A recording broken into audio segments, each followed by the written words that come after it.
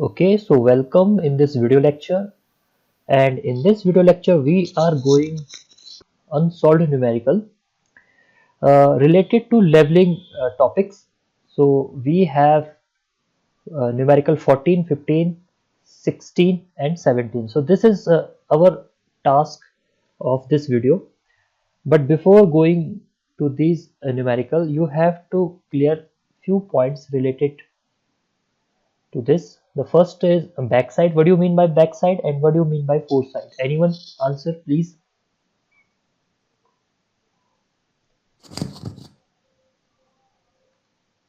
Anyone? कोई भी इसका आंसर देना चाहेगा? गरिमा सर सर्वेयर की जो बिहाइंड हम जो पॉइंट लेते हैं वो बैक साइड पे बेंचमार्क एंड पे व्हाट? जो बेंचमार्क लेते हैं वो बैक साइड पे लेते हैं। और आपने क्या पूछा? फोर साइड जो लास्ट पॉइंट होता है। ओके, मैं आपको थोड़ा सा करेक्ट कर देता हूँ कि सर्वेयर के बैक साइड में लेना बेंचमार्क जरूरी नहीं हो कि बैक साइड में हो, वो फ्रंट पे भी हो सकता है। ओके, सो हम इसको ऐसे करेक्ट करेंगे कि हम इसको ऐसा बोल सकते हैं कि the first reading taken by the surveyor is known as back side. Okay, clear? Yes, sir. Let me clear to you this with a diagram. Suppose this is our ground level, this is undular. Okay, and I have a benchmark.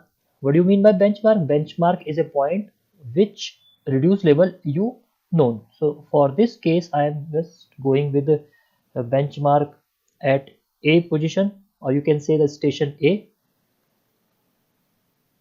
Okay, this is the station A. तो station first station जो है इसको मैंने कह दिया, तो station ए भी बोल सकते हैं, स्टेशन वन भी बोल सकते हैं। तो अभी मैंने से स्टेशन वन बोला, इसका रिड्यूस लेवल मैंने पहले से मुझे पता है विच इज 100 मीटर। सो अब ये देखिए, आपने यहाँ पे अपना लेवलिंग इंस्ट्रूमेंट रखा और उसके थ्रू अगर आपने ये स्टाफ यहाँ रखा और फिर लेवलिंग से आपने ये रीडिंग करी है, so this is your first reading. ये कौन सी डायरेक्शन में है? ये फॉरवर्ड डायरेक्शन में है, ठीक है। So this is your first reading which is in forward direction. So the reading of staff, जो भी इस स्टाफ की यहाँ पे रीडिंग आई है बेंचमार्क के ऊपर, उस रीडिंग को हम क्या कहेंगे? उस रीडिंग को हम कहेंगे force back side reading. Okay, so back side reading is your first reading. Direction कोई भी हो सकती है, ठीक है। Forward direction means the direction in which you are surveying progress is going on, and backward direction is the opposite direction of the surveyor progress. Okay, suppose ये station 1 है and now you are moving to another station. आपको एक another station का क्या find out करना है? reduce level find out करना है।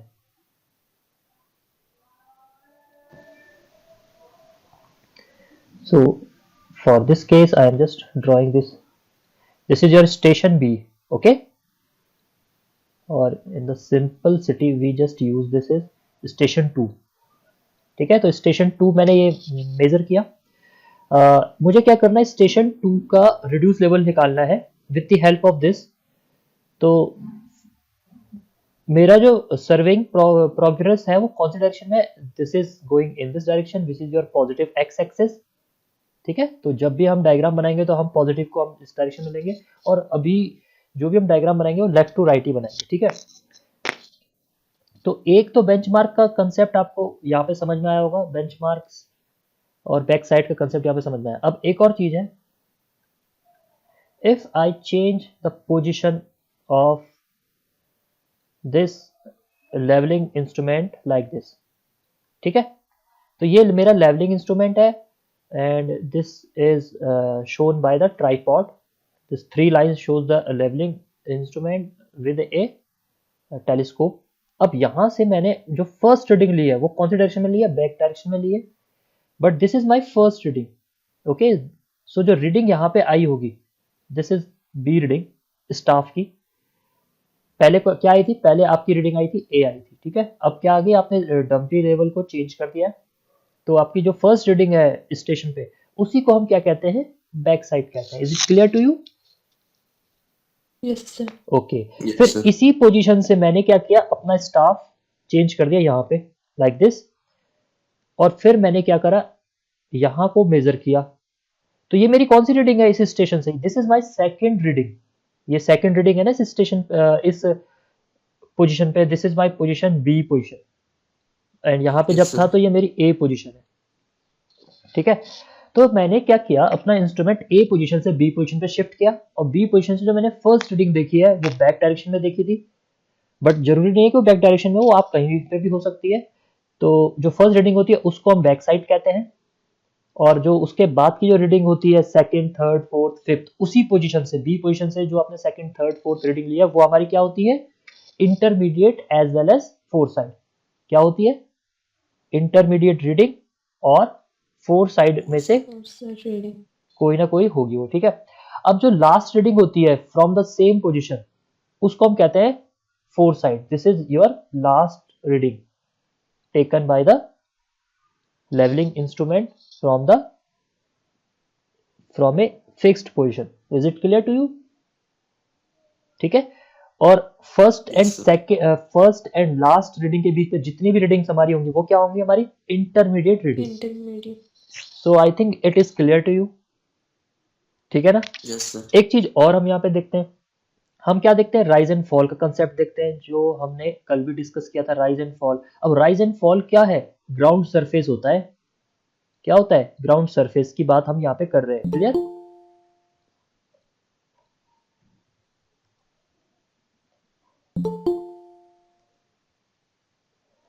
अब ग्राउंड सरफेस देखिए, अभी आप देख सकते हो कि आपका जो इंस्ट्रूमेंट है वो बी पोजीशन पे है। जब आपने स्टेशन 1 पे स्टाफ रखा तो आपकी रीडिंग कितनी आई है, टॉप पे आई है ना। और जब आपने स्टाफ आपका स्टेशन 2 पे रखा है तो रीडिंग क्या आई है, सी रीडिंग आई है। स्टाफ की रीडिंग कितनी आई है, सी आई है। तो आप देख सकते हो, हाइट वाइज भी देख सकते हो कि स्टाफ की रीडिंग जो बी है that is greater than C reading, दिख रहा है आपको। Yes sir. तो अगर मैं बी में से सी माइनस करूंगा so it will give me positive answer, देगा कि नहीं देगा। तो पॉजिटिव आंसर अगर आता है initial reading minus final reading को, इनिशियल रीडिंग ये थी आपकी, फाइनल रीडिंग आपकी ये थी। फाइनल मतलब कि जो दो पॉइंट्स हैं आपके, उन पॉइंट्स के बीच की बात कर रहा हूं मैं, ठीक है। आप देखना चाहते हो कि वो दोनों पॉइंट्स में से कौन राइज हो रहा है कौन फॉल हो रहा है, तो उस केस के लिए बात कर रहा हूं मैं। तो इनिशियल आपकी बी थी, और जो दूसरा पॉइंट लिया आपने वो सी रीडिंग का लिया। अगर ये पॉजिटिव आंसर दे रहा तो आपका ग्राउंड क्या होगा, राइज होगा। तो समझ में बात आई, क्योंकि आप देख भी सकते हो station 2 is above at comparison to station 1। Is it clear. Yes sir. And in case of fall, the initial reading minus final reading gives you a negative value, ठीक है। इसको समझने के लिए मैं ऐसे कह सकता हूं कि C minus B, C minus B क्या है, नेगेटिव वैल्यू देगी, ठीक है। और C minus B negative value कब देगी, जब C मेरा क्या होगा, फर्स्ट रीडिंग, इनिशियल रीडिंग या फर्स्ट रीडिंग क्या दे, और B मेरा क्या होगा, फाइनल रीडिंग हो। ये कब होगा, जब मैं S1 को कंपेयर कर रहा हूं S2 से। तो मैं ये कह सकता हूं इस केस में station 1 is fall with reference to station 2। Okay, is it clear to you. देख सकते हो आप, स्टेशन 1 जो है वो फॉल फेस कर रहा है with respect to station 2। Is it clear, is it clear to you और नॉट। Yes sir. ठीक है। तो ये बस वही वाली बात है, जैसे हम फोर बेयरिंग को कहते थे और उसी को हम फिर कन्वर्ट कर देते थे बैक बेयरिंग में, पॉइंट्स को इंटरचेंज करके लाइक दिस। कहते थे ना, fore bearing of A B line is equal to back bearing of B A line. what we are going to do here, we are just changing our progression of work, surveying की जो work हो रहा है उसकी हम direction को change कर दे रहे हैं। Is it clear. तो वही चीज हमने यहाँ पे भी अप्लाई करी है। तो हमें ये दोनों चीजें हमें ध्यान देनी चाहिए कि राइज एंड फॉल का मतलब क्या होता है। तो ये आप यहाँ पे समझ सकते हो। दूसरी चीज, आप ये पता करना है कि मुझे what is my purpose of doing this levelling work, क्या है मेरा पर्पस इस लेवलिंग वर्क का। कोई कोई रितिका बताओ, रितिका कंडवाल आंसर दीजिए, क्या पर्पस है मेरा सर्वेइंग, इस फिगर के अकॉर्डिंग बताना है आपको, ठीक है। Don't go with the definition portion, just answer from this figure. इस फिगर के अकॉर्डिंग लेवलिंग का जो पर्पस है मेरा वो क्या होगा।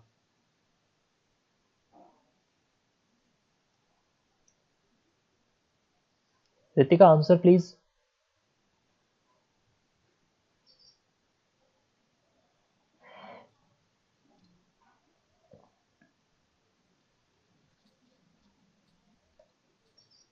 रितिका आपकी आवाज नहीं आ रही है, चलिए शुभम पुरोहित आप आंसर दीजिए।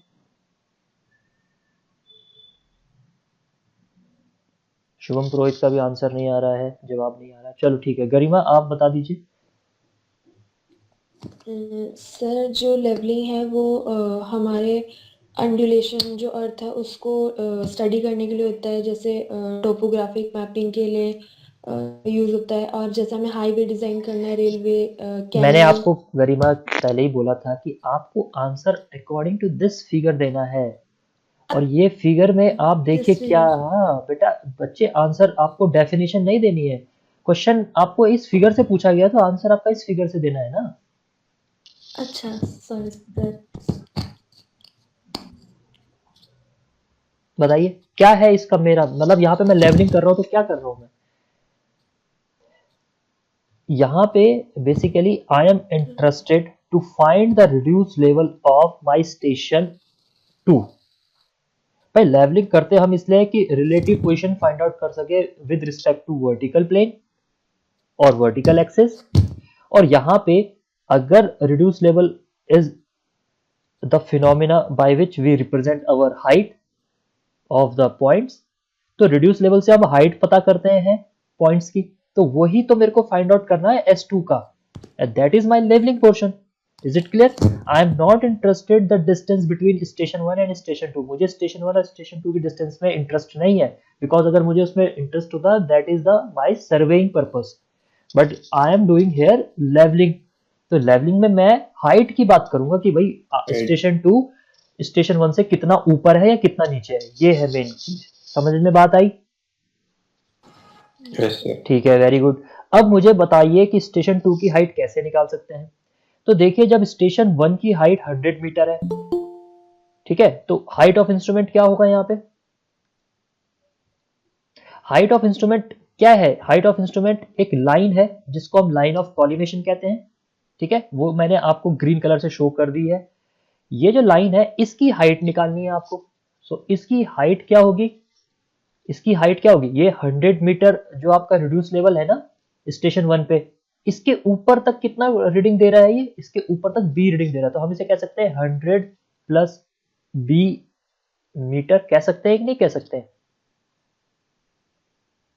Yes sir. ठीक है, तो हाइट ऑफ इंस्ट्रूमेंट निकल गया। अब ये जो हाइट ऑफ इंस्ट्रूमेंट है, ये जो लाइन ऑफ कॉलिमेशन है, this is your horizontal line. आपने पढ़ा होगा ये अर्थ है, तो हॉरिजेंटल लाइन क्या होती है, एक टेंजेंशियल लाइन होती है, वेयर ए लेवल लाइन क्या होती है, लेवल लाइन एक स्फेरिकल होती है। This is your level line which is in your level plane, where horizontal line is your occur in horizontal plane which is tangential to the surface। ऐसा ही होता है, तो horizontal line तो ऐसी होगी, this is your horizontal line, ये हम पहले ही पढ़ चुके हैं, क्लियर? यस। ठीक है, वेरी गुड। तो अभी क्या कर रहे हैं, ध्यान दीजिए, इसी चीज को हम यहाँ पे यूटिलाइज कर रहे हैं, ठीक है। तो अब ये जो लाइन होगी ये सीधी होगी, कब तक सीधी मानेंगे हम इसे, जब तक हम इसको जियोडेटिक सर्वे नहीं कहते हैं, जब तक हम इसमें अर्थ का कर्वेचर कंसिडर नहीं करते, तब तक हम इसे क्या करेंगे, एक स्ट्रेट लाइन एज्यूम करेंगे। किसको, ये एच आई जो लाइन निकल रही है टेलीस्कोप से, ठीक है, दोनों तरफ। Is it clear to you? Answer me please. Yes sir. ठीक है, अगर हम अर्थ कर्वेचर को कंसिडर करेंगे तो उस केस में जो हमारी जो कंसेप्ट होगा वो क्या होगा, जियोडेटिक सर्वे हो जाएगा, ठीक है, प्लेन सर्विंग नहीं होगा। अभी तो हम प्लेन सर्विंग कर रहे हैं, तो इसलिए एच आई मेरा क्या होगा, हम इसे यूज करेंगे, ठीक है। तो जो जियोडेटिक सर्वे है उसमें हम फिर आपको नेक्स्ट क्लास में हम बताएंगे कि उसमें अर्थ कर्वेचर कैसे हम कंसिडर करते हैं। तो देखिए एच आई मेरा आ गया 100 प्लस बी आ गया, क्लियर। अब यही एच आई मेरा यहाँ पे भी होगा, ठीक है ना, यहाँ पे भी मेरी कितनी डिस्टेंस होगी, 100 प्लस बी होगा। अब मेरे को ये टॉप जो पॉइंट है वो क्या है, सी, तो सी पॉइंट का मुझे हाइट ऑफ इंस्ट्रूमेंट से रिड्यूस लेवल पता है सी पॉइंट का, but I am not interested to find the C point, I am interested to find the station 2, जो मेरा स्टेशन 2 है, जो ग्राउंड पर है, वो फाइंड आउट करना है।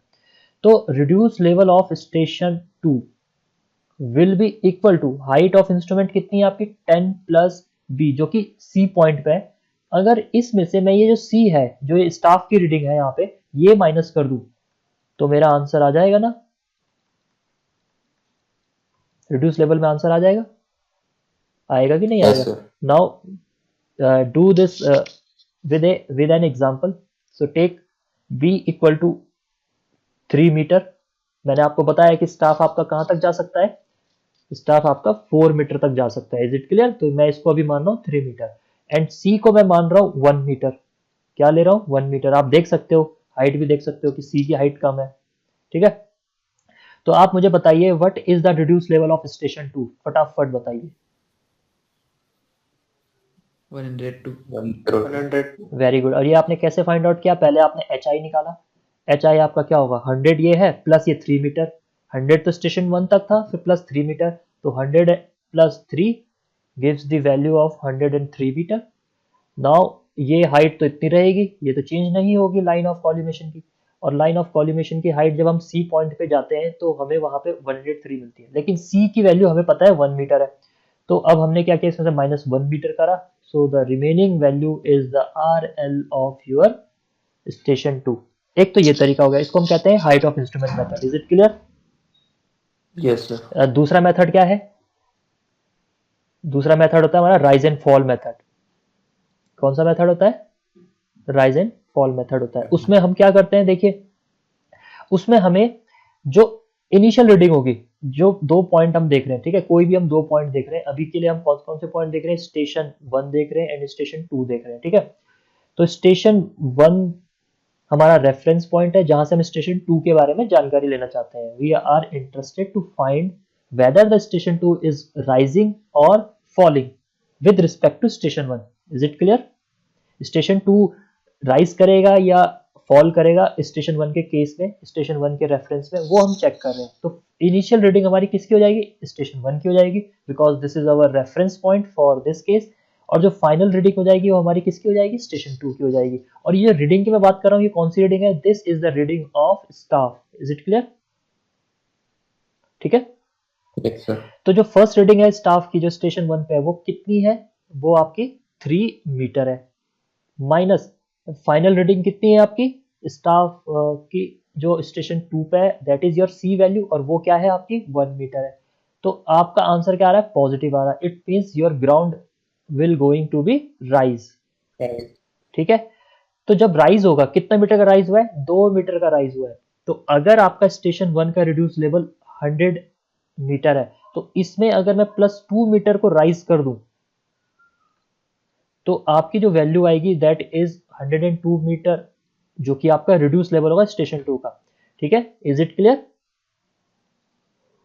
समझ में बात आ गई? Yes, sir. अब आपको समझ में बात नहीं आई होगी, थोड़ा सा मैं आपको डायग्राम के अकॉर्डिंग इसे समझा देता हूं। For this case I have to rub this one. See, आपको एक चीज ध्यान से देखना होगा, यहां तक जो वैल्यू है, यहां तक वैल्यू वो है 100, तो आप एक पैरेलल लाइन ड्रॉ कर लीजिए यहां से। ठीक है। It is an imaginary line, क्योंकि तो ग्राउंड के अंदर है तो इमेजिनरी लाइन होगी। ठीक है। सो यहां तक आपका जो हाइट है, यहां तक वो कितना है, 100 मीटर है ना, स्टेशन 1 के अकॉर्डिंग 100 मीटर है। अब आपके पास कितना हाइट और चाहिए, अब आपको कितना चाहिए, अब आपको ये इस पॉइंट से लेकर यहां तक की हाइट चाहिए ना, ये वाली हाइट। अब ये हाइट आपकी कितनी है, कितनी राइज हो रही है, ये तो आपकी कितनी है, देखो 3 मीटर कितना है, इतना है, 3 मीटर इतना है, दिख रहा है ना आपको जो मैं मार्क कर रहा हूं। Yes, sir. ठीक है। और इतना ही 3 मीटर आपका यहां से भी यहां होगा। अब आपका 3 मीटर यहाँ है और 3 मीटर में से आपने ये 1 मीटर जो कि सी की वैल्यू है ये माइनस कर दी, ठीक है। इस 3 मीटर में से आपने कितना माइनस करा, आपने इतना माइनस कर दिया, देखिए इतना माइनस कर दिया 3 मीटर में से, ठीक है। तो अब आपकी कितना ये जो बचा हुआ पोर्शन है, this is the equivalent to this one height, ठीक है। तो 3 मीटर में से आपने ये सी वैल्यू जो है 1 मीटर को माइनस कर दिया, तो कितना बचा, 2 मीटर बचा। तो 100 मीटर में यहाँ तक 100 मीटर था, यहाँ से अगर मैं 2 मीटर और ऐड कर दूं, I will get the reduce level of station 2। Yes, sir. ठीक है ना। तो बस यही कंसेप्ट है राइज एंड फॉल, ओके, ठीक है ना, समझ में बात आई। Sir. So Yes, sir. I think now you are clear. जो कल का वीडियो था उसमें हमने सिर्फ यही चीज डिस्कस करी थी, ठीक है। अब मैं आपको सीधा क्वेश्चन पे मूव करा रहा हूं, ठीक है। कोई प्रॉब्लम है तो पूछ लीजिए अभी से, अदरवाइज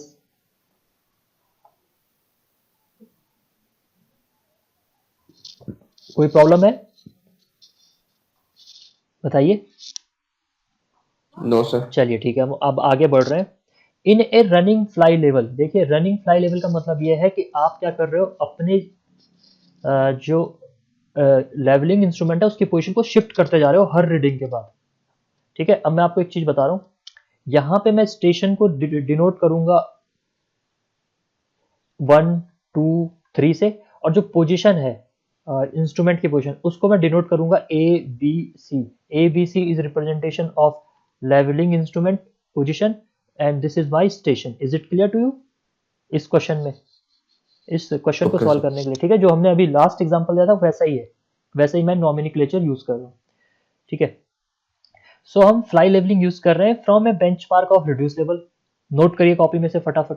तो ये बेंचमार्क भी हमें दे रखा है पहले पॉइंट का दे रखा है, मतलब कि कौन से का दे रखा है, स्टेशन 1 का बेंचमार्क दे रखा है। Is it clear. Yes, sir. Station 1 से आपने क्या करा, पोजीशन ए पे आपने लेवलिंग इंस्ट्रूमेंट रखा है and the reading were obtained like this. The first reading is your back side. फिर उसके बाद यहाँ पे बैक साइड तो इसको ऐसे रीड नहीं करना है आपको। इसको कैसे रीड करना है, फर्स्ट रीडिंग आपकी बैक साइड है, उसके बाद की जो रीडिंग होगी वो आपकी इंटरमीडिएट या फोर साइड होगी, फिर आपकी रीडिंग जाएगी बैक साइड, फिर आपकी जाएगी इधर पे, फिर यहाँ से, फिर यहाँ से, फिर यहाँ से। तो आपको इसको जिगजैग जिग में पढ़ना है। Is it clear to you. फिर से मैं बता देता हूँ आपको इसको Okay. छोटे डायग्राम से। I have to select a different pen. This is your back side reading. This will goes to this one.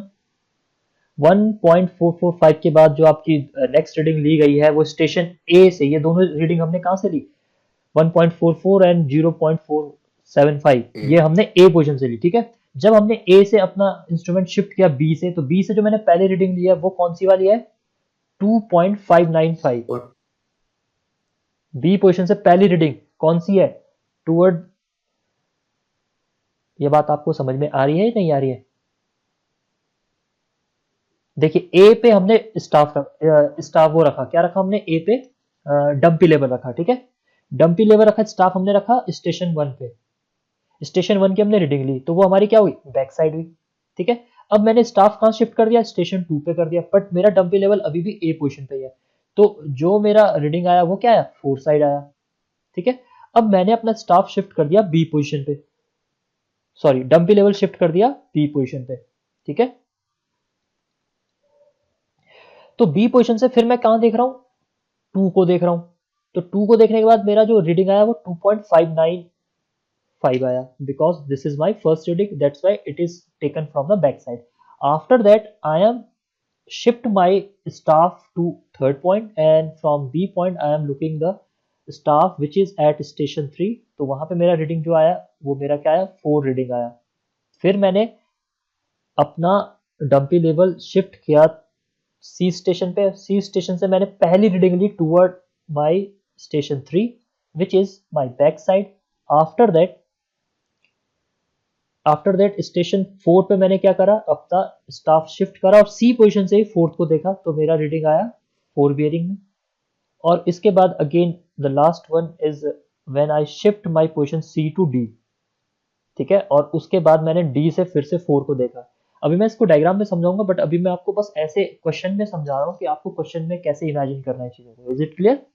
और उसके बाद जो आपकी लास्ट रीडिंग ली आपने स्टाफ की, अभी ये लास्ट रीडिंग नहीं है। क्यों? क्योंकि क्वेश्चन अभी कंटिन्यू चल रहा है। ठीक है।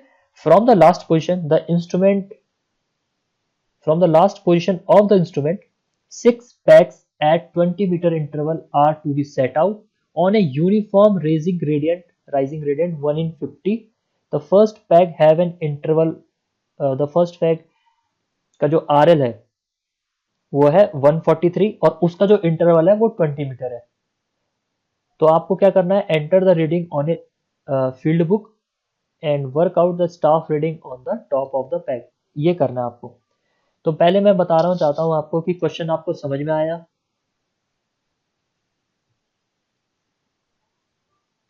ये क्वेश्चन आपको समझ में आया या नहीं आया, बताइए मुझे।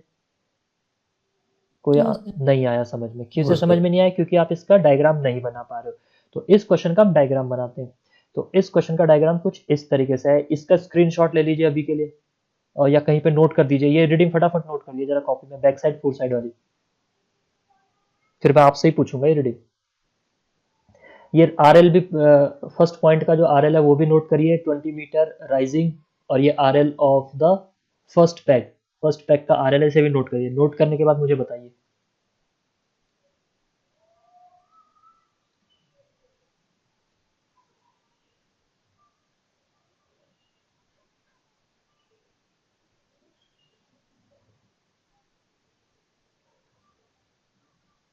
कर दिया note?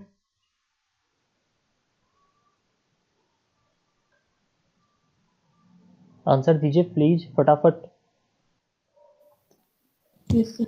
Okay, so I think you all are drawn this type of table. Now I am going back to the figure.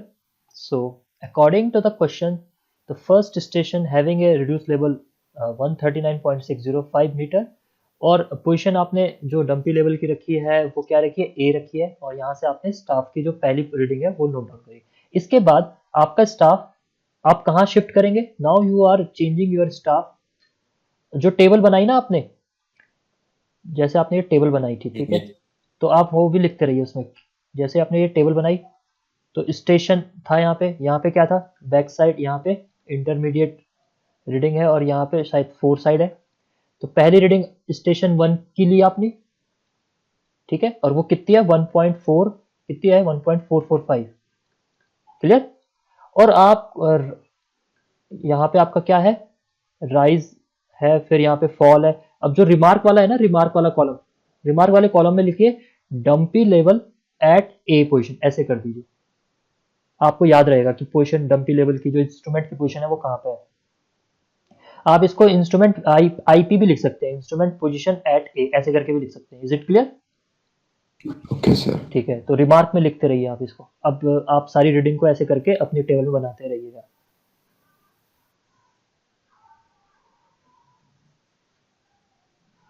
चलिए नेक्स्ट है, नेक्स्ट हमने क्या करा, अब हमने स्टाफ को क्या कर दिया, शिफ्ट कर दिया। कहां से?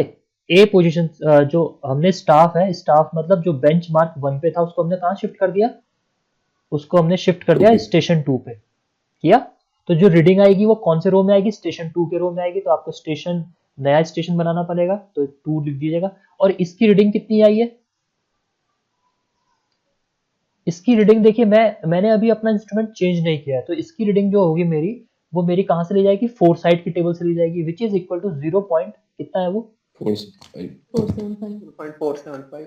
लिख लीजिए इसे टेबल में। तो this reading comes in the column of fore side and this one came in the column of back side.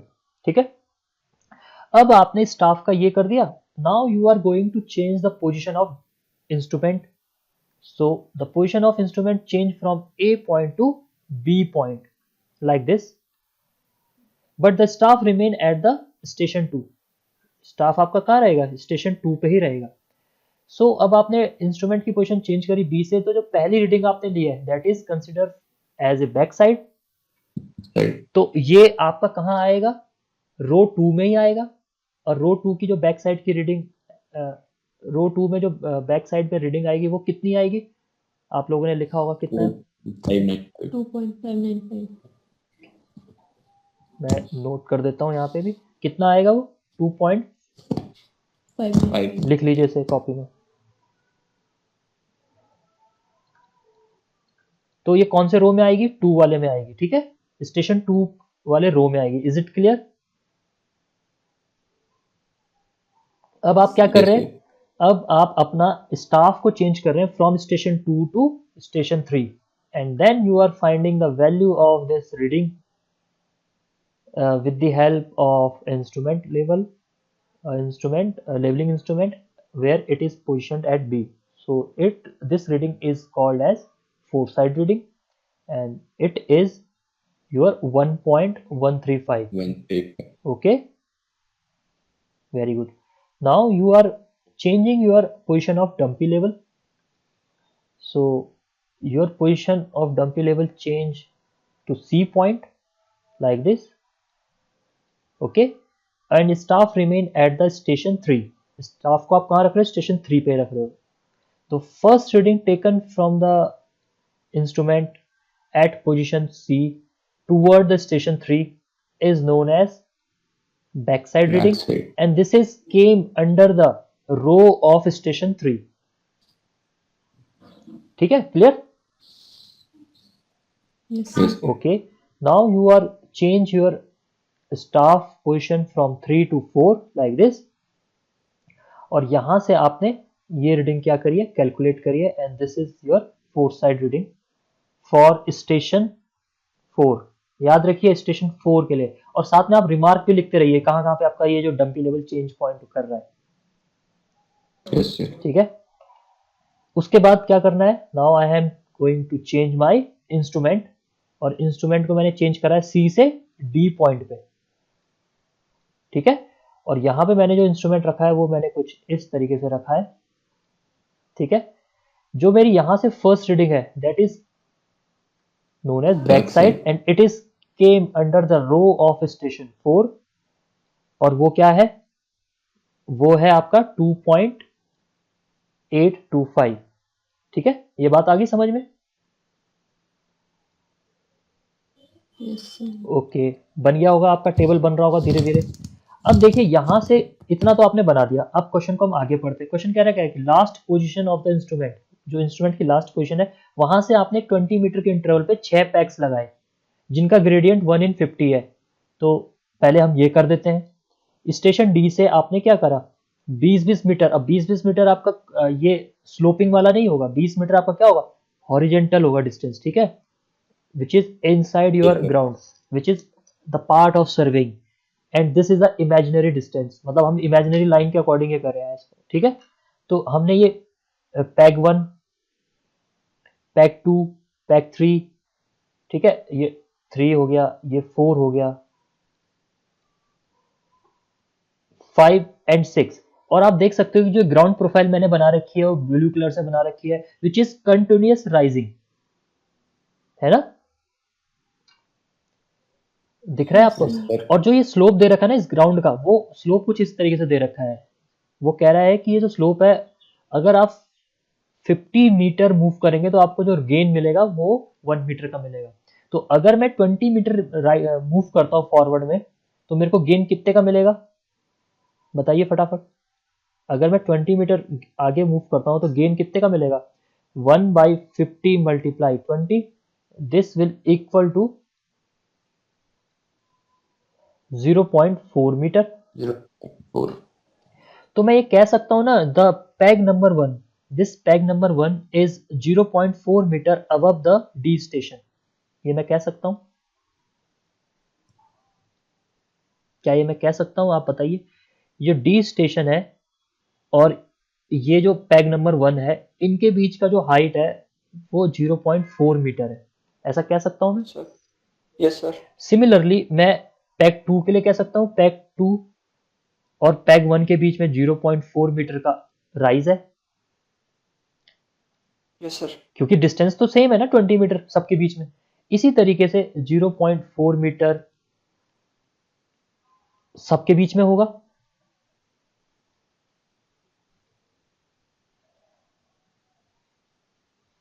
ठीक है ना, मैं लिख नहीं रहा हूं पर आपको पता होगा सबके बीच में कितना कितना राइज हो रहा है, 0.4 मीटर का राइज हर पैक के देखने को मिल रहा है, because this is a continuous ground. But ये जो है कहां से स्टार्ट हो रहा है, डंपी लेवल की जो पोजीशन है या इंस्ट्रूमेंट की जो पोजीशन है डी, वहां से स्टार्ट हो रहे हैं पैक लगाने, ठीक है।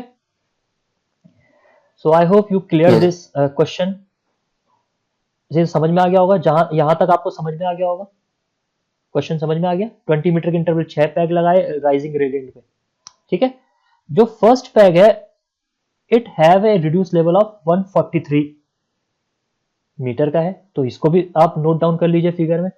जो first reduce level, first peg का रिड्यूस लेवल कितना है, RL ऑफ 143 मीटर है, तो ये भी आपको पता चल गया। तो आपने टेबल बनाई थी टेबल, कुछ इस तरीके की टेबल मैंने आपको बनाने को बोली थी, तो रिड्यूस लेवल की जगह पे आप लिख लीजिए जो पैग 6 है उसके आगे लिखना है। अब वो टेबल कैसे बनेगी मैं आपको दिखा देता हूं। This table look like this, देखिए बैक साइड आपकी ऐसे आ रही होगी 4 स्टेशन तक, और 4 साइड आपकी इस तरीके से आई होगी। फर्स्ट स्टेशन का रिड्यूस लेवल मुझे बता रखा है एंड फर्स्ट पैक का रिड्यूस लेवल मुझे बता रखा है। Is it clear? Yes sir. और ये जो मेरा रिमार्क्स है this is related to my instrument position, first my instrument position at A, फिर मेरा जब मैं जो रीडिंग ली थी मैंने नेक्स्ट रीडिंग वो क्या हुई थी, मेरा चेंज पॉइंट कह रहा हूं मैं से, changing point of instrument from A to B, तो ये कह सकता हूं मैं। तो इस तरीके से मैंने ये लिख दिया, ठीक है। और उसके बाद मैंने peg 1 peg 2 peg 3 4 5 6 they are act as a station, station की तरह एक्ट कर रहे हैं कि नहीं कर रहे हैं, डायग्राम में देखिए। जैसे ही आपका 3 4 था ना, उसके बाद 1 2 3 4 5 6 ये पैक्स एक स्टेशन की तरह एक्ट कर रहे हैं या नहीं कर रहे हैं, बताइए मुझे। कर रहे हैं ना? यस ओके, सो नाउ अब आपको एक चीज समझ में आ गई होगी that how to imagine it. ओहो, this is not going to,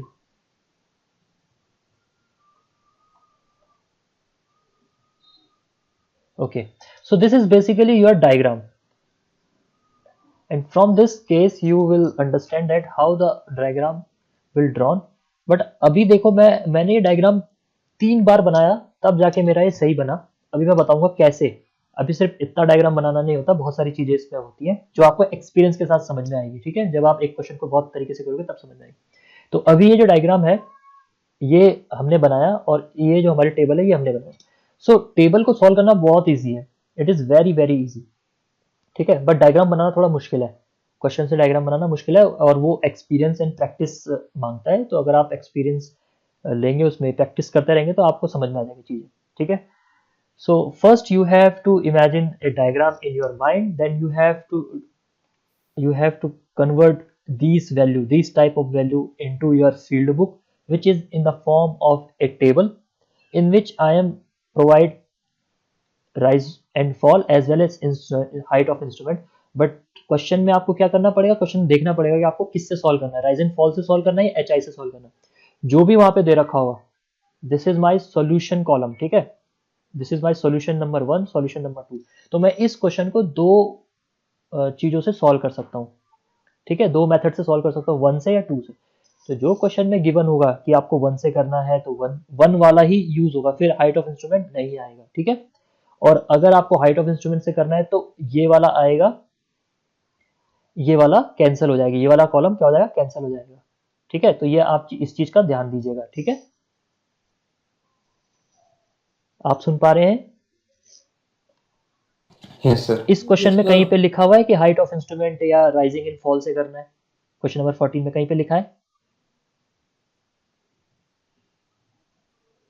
no sir. नहीं लिखा है। तो इसमें कोई भी मेथड आप अप्लाई कर सकते हो, ठीक है।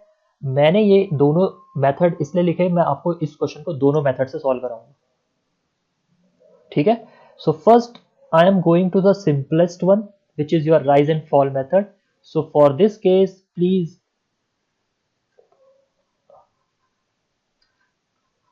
इस कॉलम को आप कंसिडर नहीं करेंगे, ठीक है। Is it fine? Yes sir. Okay, अब आप निकाल लीजिए कैल्सी। एक कैलकुलेटर निकाल दीजिए, that is very important for this case.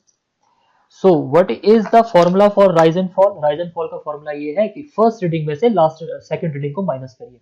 तो पहले हमने ये देखना है कि पैटर्न चेक करना है कि ये रीडिंग का जो पैटर्न है वो कैसा है। पहले हमने ये लिया, फिर ये रीडिंग ली, फिर ये ली, ऐसे करके हमने इस तरीके से हमने ये पैटर्न हमें देखने को मिला है। तो फर्स्ट रीडिंग मेरी क्या है 1.445, सेकंड मेरी क्या है 0.475।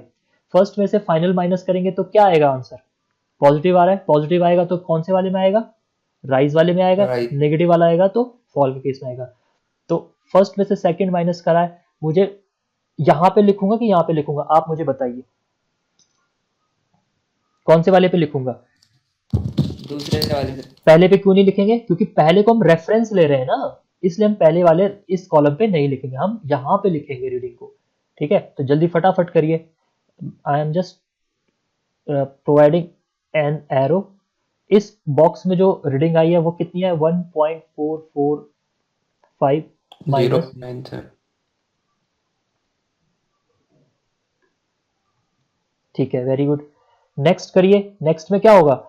अब आप क्या चले गए? स्टेशन 2 पे चले गए। स्टेशन 2 पे आपकी जो पहली रीडिंग होगी वो क्या होगी? 2.595 होगी। इसमें से ये माइनस नहीं करेंगे आप। 0.47 में से 2.59 माइनस नहीं करें because this is represent at the same row. तो आप क्या करेंगे? फर्स्ट रो में से सेकंड रो को माइनस करेंगे, और for this case our first row is station 2 and second row is station 3।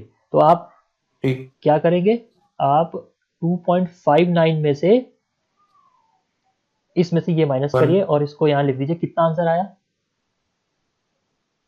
2.12। नहीं बेटा, 2.12 तो आ ही नहीं सकता है। 1.46 है। 1 पॉइंट, वेरी गुड, 46। 60 नहीं कहेंगे उसे, 46 पॉइंट के बाद की जो भी वैल्यू होती है उसे वो हम सिंगल वर्ड यूनिट में बोलते हैं ना।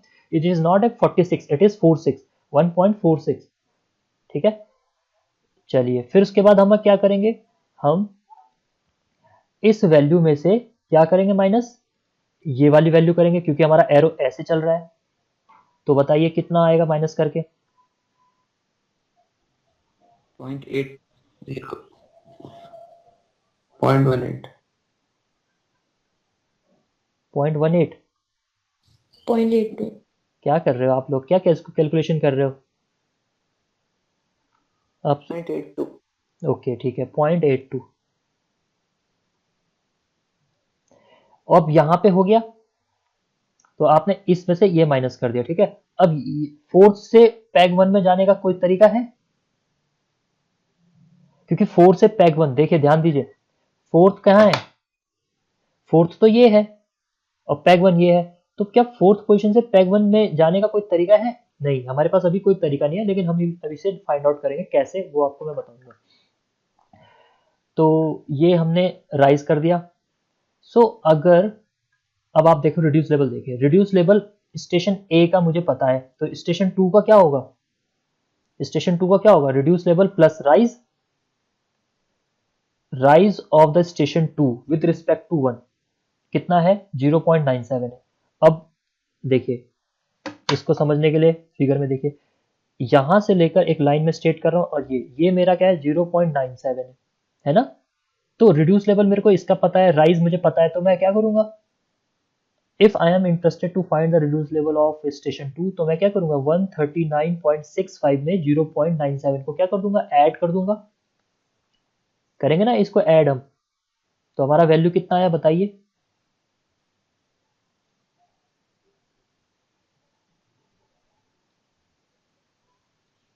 इतना आया या नहीं आया? Yes sir. समझ में बात आ रही है फिगर के साथ साथ? Yes sir. ठीक है, तो रिड्यूस लेवल आपका स्टेशन 2 का निकल गया। अब वही चीज अप्लाई करिए आगे वाले केस में। अब आपको पास यहाँ का रिड्यूस लेवल पता है, अब इस लाइन से आप इतना आगे चलिए, तो ये तो आपका राइज हो रखा है, और ये राइज आपको दे रखा है कहाँ पे? थर्ड वाले रो में, विच इज इक्वल टू 1.46। तो आप क्या करेंगे? इसमें ये क्या कर देंगे? ऐड कर देंगे। तो कितना आंसर आएगा?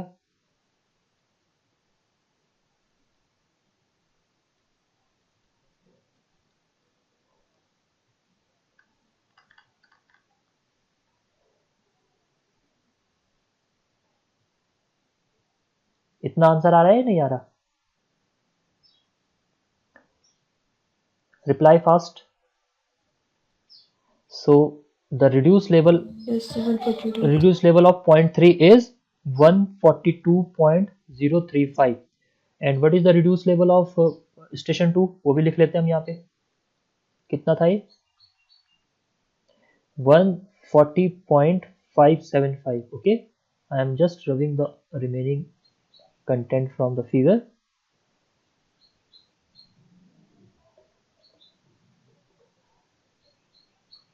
इससे सिंपल तरीका आपको और कुछ नहीं मिलेगा समझने के लिए, ठीक है?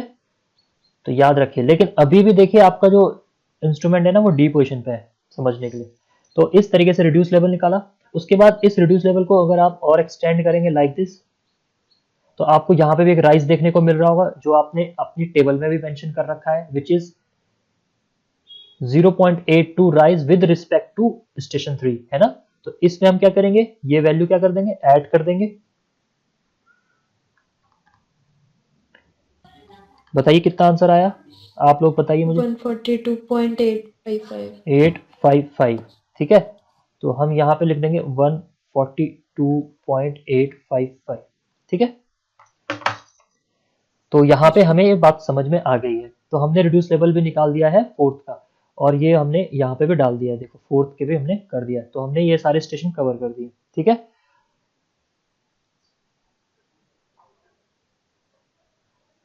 थोड़ा सा हम इसको साफ करते हैं. तो ये इस तरीके से आपकी क्या बन गई, टेबल बन गई. अब देखिए, अब आपके पास ऑलरेडी यहाँ पे एक रिड्यूस लेवल है, वो कि पैग 1 का है. देखिए फिगर में भी देख सकते हैं आप, पैग 1 का ऑलरेडी रिड्यूस लेवल पता है, इसका तो रिड्यूस लेवल पता है ना. तो इसको अगर मैं ऐसे कर दूं, ठीक है, तो बताइए मुझे इसके इन दोनों के बीच का डिफरेंस मुझे पता चल जाएगा. देखिए डी पोजीशन मेरी ऊपर नीचे हो सकती है, I am not interested to D position, I am interested to station 4. Okay, so what is the difference between this points R and, जो पैग का 1 है और इसके बीच में देखिए क्या हो रहा है. यहाँ पे आपकी 142.855 वैल्यू है स्टेशन 4 की, और जो स्टेशन जो पैग 1 है उसका वैल्यू देखिए आपके पास क्या है, 143 है. तो यहाँ पे क्या हो रही है, वैल्यू क्या हो रही है, राइज हो रही है. ठीक है ना, रिड्यूस लेवल राइज हो रहा है. तो इसका मतलब क्या है कि जो वैल्यू आएगी वो कहाँ आएगी, यहाँ पे आनी चाहिए. तो कैसे आएगी, 143 माइनस 142.855. सर तो कितना आया आपका, दिस विल इक्वल टू 0.14. 145. तो ये तो राइज में आ गया वैल्यू. ठीक है, क्योंकि जब आप इसको इससे ऐड करेंगे तभी तो ये वैल्यू आएगी. जैसे आपने इसमें इसको ऐड किया था तो ये वैल्यू आई थी, है ना. अब अगर Yes, sir. ये वैल्यू यहाँ पे 0.145 है, तो ये 0.145 कब आया होगा, जब आपने इस 4 में से कोई चीज को माइनस करा. जो ये रीडिंग है इसमें से आपने कोई रीडिंग माइनस करी. ठीक है, अब वो रीडिंग आपकी 4 साइड भी हो सकती है, इंटरमीडिएट भी हो सकती है. ठीक है, तो वो जब आपने रीडिंग माइनस करी तो ये वैल्यू आया. बट ये कब आता है, जब आपका पॉजिटिव वैल्यू आता है. तो इसका मतलब हम इसको ऐसे कह सकते हैं ना, इसको सपोज मैं x ले लेता हूँ यहाँ पे, 2.825 minus X is equal to plus 0.145, है ना, आया है. तो यहां से मैं ऐसे कर सकता हूं इसको कि फिर से लिखता हूं मैं आपके लिए, यहीं पे लिख देता हूं. ठीक है, 2.825 minus X is equal to plus 0.145. So what is the value of X, X is equal to 0.825 minus 145. अगर मैं इसको सॉल्व करूंगा तो कितना, 0.62 point and it will be 8. So we can say that the value will came here is 2.68. okay, so after this I rub this one.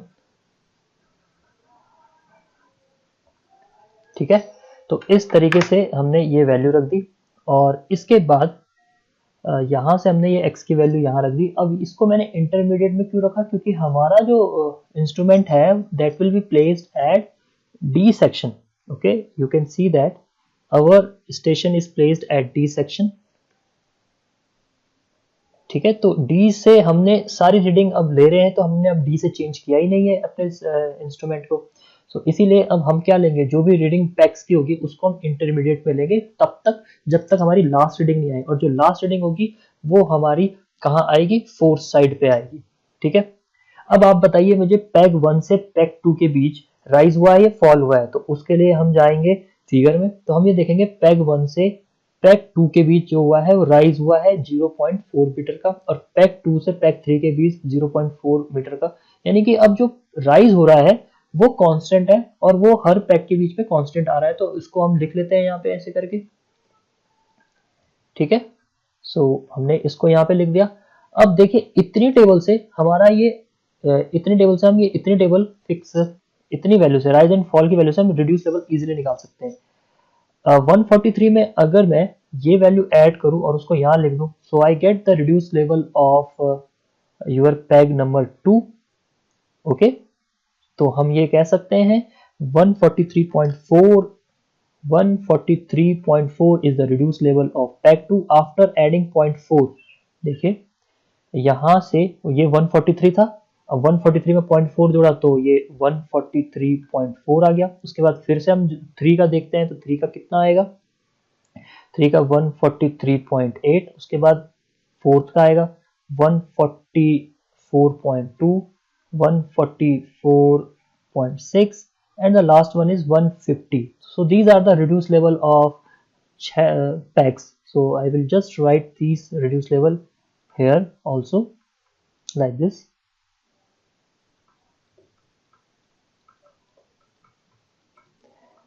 ठीक है, so this is all about the reduced level rise and fall. Okay, and I just rub this one column because I am not interested to HI method. I will give you a different video lecture for this HI method. Now I am interested to complete this table related to foresight, backside and intermediate side. So अब जैसे मैंने पहली initial reading में से मैंने final reading minus करी तो इतना मेरा प्लस में आया, तो अगर ये मेरी इनिशियल होगी तो फाइनल रीडिंग मेरी कहाँ आएगी, यहाँ पे या यहाँ पे, इन दोनों बॉक्सेस में आनी चाहिए। अब क्योंकि मैंने आपको बोला है कि फोर साइड में आएगा नहीं, क्योंकि अभी आपका जो इंस्ट्रूमेंट है वो डी पे है, तो सारे रीडिंग जो आएंगे आपकी कहाँ पे आएंगी, इंटरमीडिएट साइड पे आएगी। तो इस तरीके से मैं अब एक और नया फॉर्मूला बना देता हूँ, 2.68 minus x is equal to 0.4. With the help of this I will get the value of x equal to 2.28. okay, 2.68 minus 0.4, तो ये आएगा 2.28 आएगा। तो इसी तरीके से फिर इसमें से 0.4 को हम क्या करेंगे, माइनस करेंगे, तो आपका आ जाएगा 1.88। Now again minus 0.4, it will be equal to 1.48, फिर से हम माइनस करेंगे 1.08, एंड द लास्ट रीडिंग में अगर हम 0.4 फिर से माइनस करते हैं, ये 0.4 फिर से माइनस करते हैं, तो ये आपका आएगा 0.68। So this is your last reading. That's why I put this reading into your four side column. Okay, so अब वही कंसेप्ट है आपका, ठीक है। हमेशा याद रखिए राइज और फॉल, देखिए एक फॉर्मूला आप हमेशा, राइज और फॉल डिपेंड करता है प्लस या माइनस पे, और ये जो निकलता है प्लस माइनस की वैल्यू, ये निकलती है initial reading minus final reading. Okay, don't confuse, this is initial reading not intermediate reading, this is initial reading minus final reading।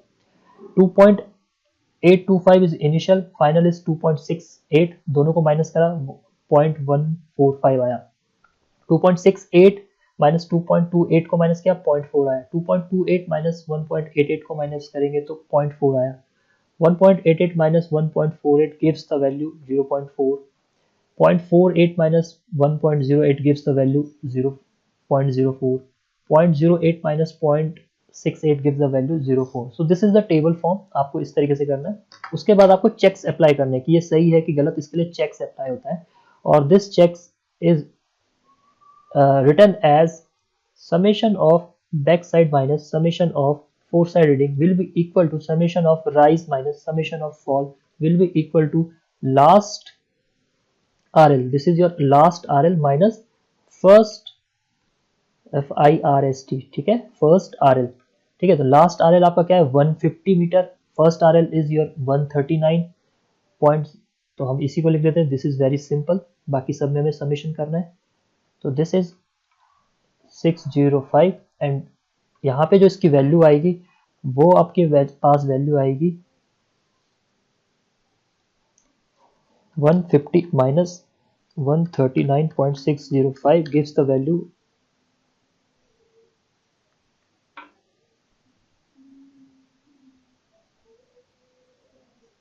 150 minus 139.605.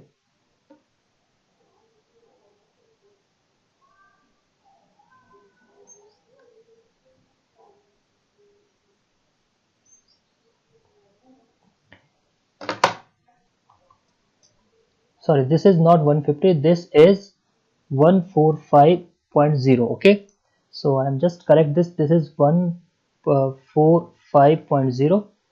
now this is my last reading, so this will equal to 145, this will be equal to 5.395. let me check once more time, 139.605, this will give equal to 5395 and this is positive. okay, it means positive sign means so your pack 6 is relatively high position at the ground with respect to the station 1. okay, जो pack 6 है वो आपका rising portion पे है station 1 के corresponding. अब now summation of rise कितना होगा आपका, देखिए फॉल क्या होगा 0 होगा, तो हम समेशन ऑफ फॉल को हम लिख देते हैं यहाँ पे 0, बट समेशन ऑफ राइज आपके पास यहाँ पे वैल्यू है तो हम उसको लिख देते हैं 0.97 plus 1.46 plus 0.82 plus 0.145 plus 0.4 plus 0.4 plus 0.4 plus 0.4 and it gives the value of plus 5.395। अगर हम इन दोनों को भी माइनस करेंगे तो हमारा जो आंसर आएगा प्लस 5.395 आया, विच इज सेम। देखिए यहाँ पे चेक्स आपके क्लियर हो गए, तो पहला चेक आपका क्लियर हो गया, दूसरा चेक अब हम जा रहे हैं, जो लास्ट चेक है हमारा summation of back side minus summation of fore side. So इसके लिए हम दूसरा कलर देखिए कौन कौन से हमें बैक साइड में हमारे कौन कौन से रीडिंग्स हैं, ये वाली रीडिंग इनको ऐड करेंगे। So we will add these reading 1.445 plus 2.595 plus 1.315 plus 2.825 and it gives the value of 0.818 minus four side पे देखिए आपके पास कौन कौन सी है, यहाँ से नीचे से स्टार्ट करिए ऊपर से स्टार्ट करिए, तो ऊपर से हम स्टार्ट कर रहे हैं 0.475 plus 1.135 plus 0.495 plus 0.68, so it gives the value of 2.785। अब इन दोनों को माइनस कर दीजिए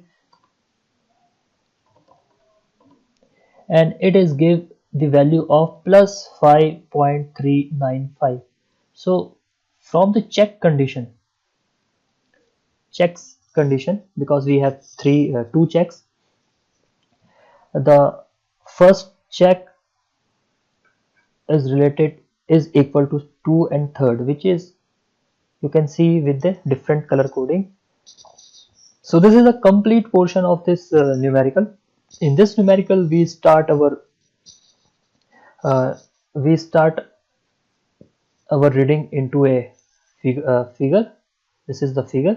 After that figure we are convert this reading into a tabular form, or you can say a field data form. While the field data form we fill our rise and fall column as well as reduce level column. With the help of the changing point of instrument we provide different position like A, B, C and D, and also the different station names 1, 2, 3, 4.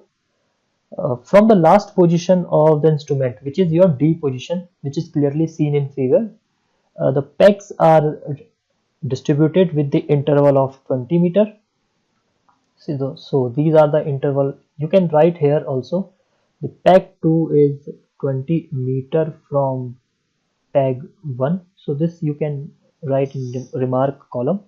So every pegs are at the 20 meter interval. So I am interested to find the complete this table. So first of all, we complete the rise and fall column, then we complete reduce level. With the help of reduce level and rise and fall column, I am complete the intermediate side as well as the force side. Because my instrument is not changing from the D point, that's why the all reading pertaining to the peg 1, 2, 3, 4, 5 is related to your intermediate side, and your last reading of the peg 6 will consider as force side. So summation of these all are the same, hence the numerical is okay. Similarly, you have to go through with 17 numerical. This is very easy. You can do it your own.